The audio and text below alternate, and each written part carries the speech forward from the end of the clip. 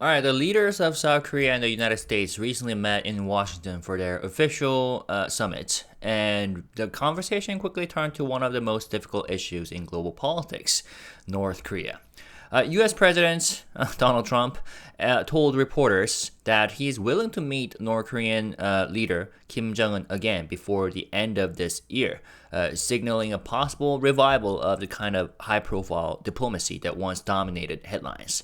So for those who are less familiar, the Korean Peninsula remains divided after the 1950 to 1953 Korean War, and North Korea has built nuclear weapons despite years of international sanctions.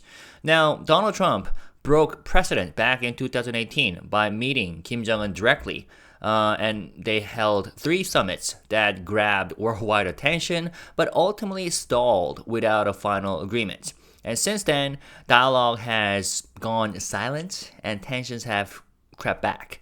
And South Korean President Lee Jae-myung, newly elected, is now trying to restart that process. And at the summit, President Lee praised Trump as a peacemaker, crediting him with global achievements and arguing that only Trump could realistically move Kim Jong-un. And he even used striking imagery, saying that one day there might be a Trump Tower in North Korea and a round of golf with Kim Jong-un. It was, flattery with a purpose that President Lee, wants to secure Trump's involvement as a bridge to Pyongyang.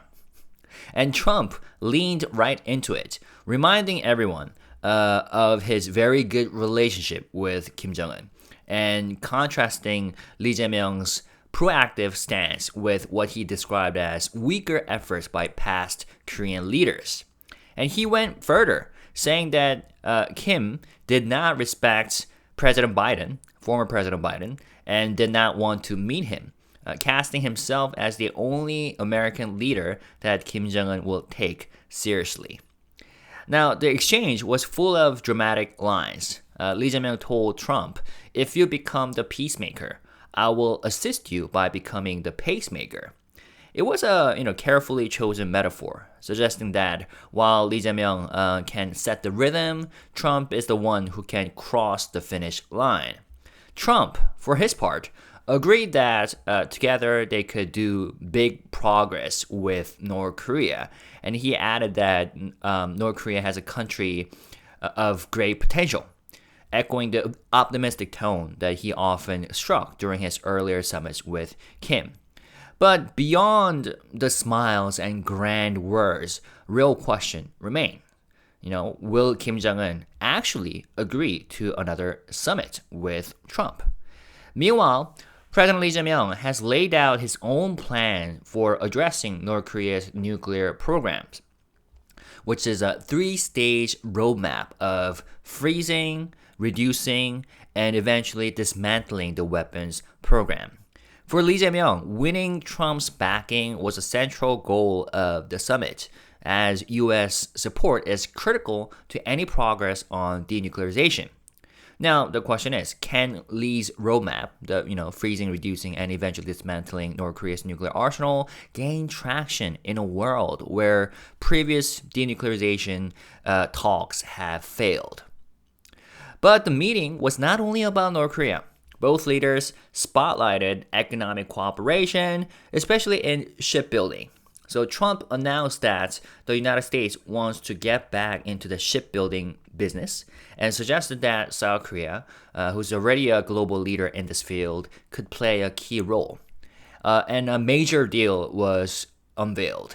South Korea will invest $350 billion in the United States, with $150 billion devoted specifically to a project called Make America Shipbuilding Great Again, also known as MASGA, M-A-S-G-A.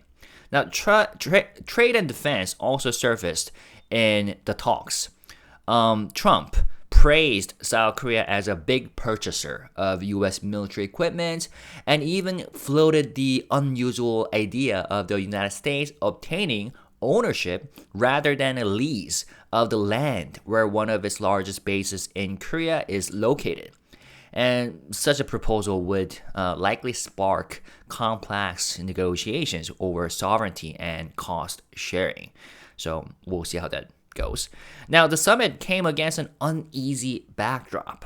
Just hours before meeting Lee Jae-myung, Trump posted on Truth Social, his own social media, that it seems like a purge or revolution is underway in Korea.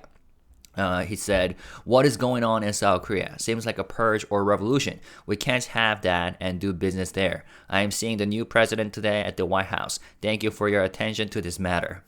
Now, yeah, he is referencing the turmoil that followed former President Yoon Suk-yeol's failed attempt to declare martial law in late 2024. And South Korean officials were caught off guard. And Lee Jae-myung reportedly had to clarify during the meeting that no raids on U.S. bases had occurred and that the episode is under parliamentary investigation. And the tone of the summit was pretty cordial, but layered with the unpredictability that comes with Trump's diplomacy. On one hand, Trump's willingness to meet Kim Jong-un again could reopen a diplomatic channel that has been closed for years. On the other, his off-the-cuff remarks, whether about base ownership or political turmoil in Korea, highlights how fragile these relationships can be. But here's the twist. What ended up grabbing the headlines back in Korea wasn't just the diplomacy. It was a pen. After their formal talks, President Lee Jae-myung signed the guest book with a thick, handcrafted brown pen. And Trump, watching closely, couldn't resist picking it up. And he said, "Is this your pen?" he asked. And when Lee Jae-myung confirmed, Trump joked, "Are you taking it back to Korea?" Lee Jae-myung laughed and offered it to him on the spot. And Trump praised the weight and craftsmanship, calling it really beautiful, and promised to keep it as an honor. So what looked like a casual exchange actually had a backstory. The pen was made by a small Seoul workshop called Zenao, known for artisan fountain pens crafted from rosewood or olive wood and finished with natural wax. And this particular pen was specially commissioned months in advance by the presidential office as Lee Jae-myung's signature pen. And hidden inside was something very ordinary, the refill of a Monami marker, which is a familiar Korean stationery brand. And then the market went wild. As soon as news broke that Trump had admired and even pocketed a pen with Monami parts, Monami's stock price hit the daily upper limit on the Korean exchange, all because of a pen that wasn't even meant to be a gift until Trump asked. Now, the pen wasn't the only symbolic gift. Lee Jae-myung had also prepared a personalized golf putter adjusted to Trump's height and engraved with his name, and a metal turtle ship model showcasing Korea's maritime tradition, and a custom cowboy-style MAGA hat for Trump and his wife Melania. And each item was carefully planned months earlier, showing that just how much effort the Korean government put into shaping the optics of this first summit. And Trump, on his part, reciprocated by giving Lee Jae-myung a photo album featuring his own past, including a picture of his attempted assassination, and later invited the Korean delegation to a gift room where he signed hats, golf balls, and even commemorative coins. So, where does this leave us? Will Trump and Kim Jong-un actually meet again this year? Or is this more political theater than genuine diplomacy? And can President Lee Jae-myung's freeze, reduce, and dismantle roadmap, the three-step roadmap, succeed where others have failed?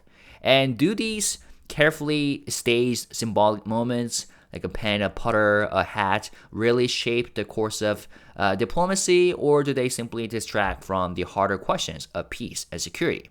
So these are the questions I will leave with. And if you were to discuss, feel free to discuss in the comment section, and I will see you in the next video. Peace and love. Bye-bye.